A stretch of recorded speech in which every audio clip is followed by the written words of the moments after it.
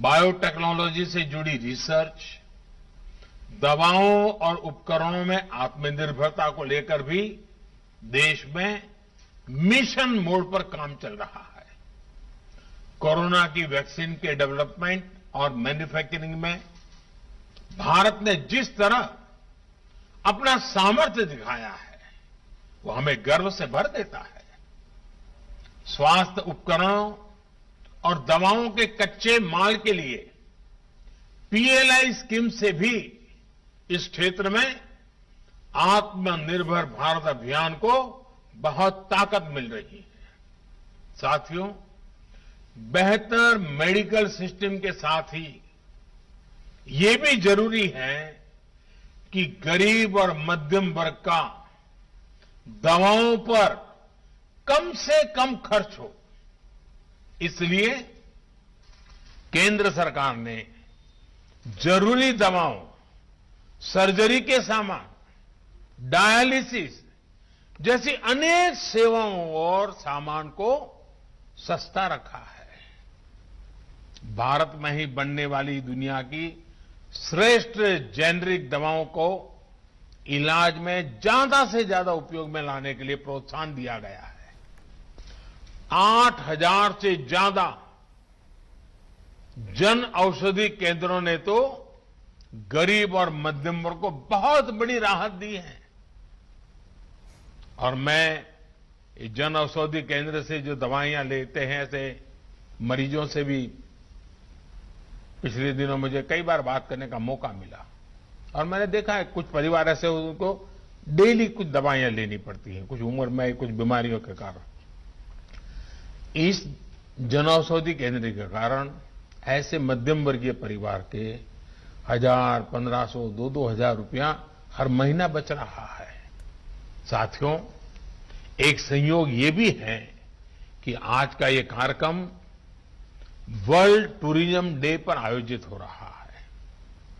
कुछ लोग सोच सकते हैं कि हेल्थ केयर के प्रोग्राम का टूरिज्म से क्या लेना देना, लेकिन हेल्थ का टूरिज्म के साथ एक बड़ा मजबूत रिश्ता है, क्योंकि जब हमारा हेल्थ इंफ्रास्ट्रक्चर इंटीग्रेटेड होता है, मजबूत होता है, तो उसका एक सकारात्मक प्रभाव टूरिज्म सेक्टर पर भी पड़ता है।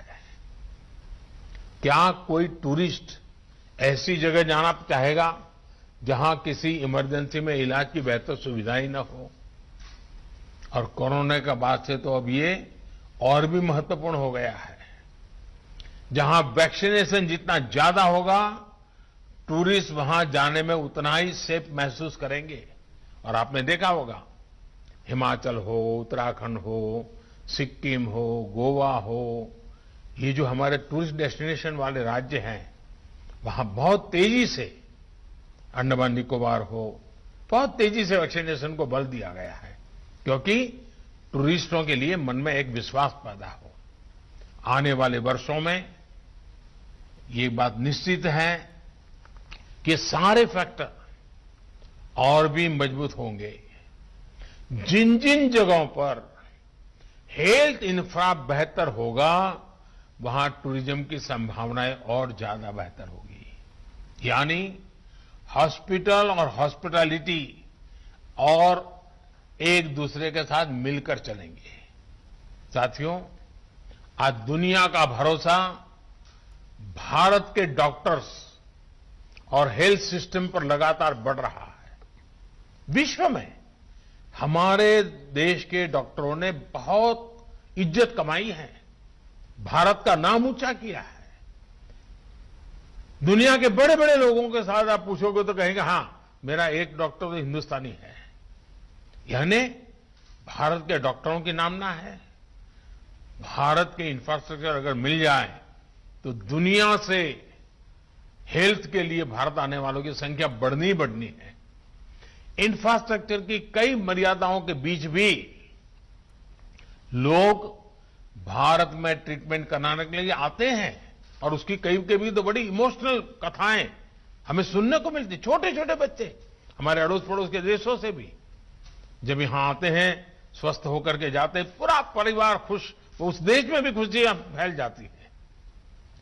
साथियों, हमारे vaccination programme, CoWIN technology platform और फार्मा सेक्टर ने हेल्थ सेक्टर में भारत की प्रतिष्ठा को और बढ़ाया है। जब आयुष्मान भारत डिजिटल मिशन द्वारा टेक्नोलॉजी की नई व्यवस्थाएं विकसित होगी तो दुनिया के किसी भी देश के मरीज को भारत के डॉक्टरों से कंसल्ट करने, इलाज करने, अपनी रिपोर्ट उन्हें भेजकर परामर्श लेने में बहुत आसानी हो जाएगी। निश्चित तौर पर इसका प्रभाव हेल्थ टूरिज्म पर भी पड़ेगा। साथियों, स्वस्थ भारत का मार्ग आजादी के अमृतकाल में भारत के बड़े संकल्पों को सिद्ध करने में, बड़े सपनों को साकार करने के लिए बहुत जरूरी है। इसके लिए हमें मिलकर अपने प्रयास जारी रखने होंगे।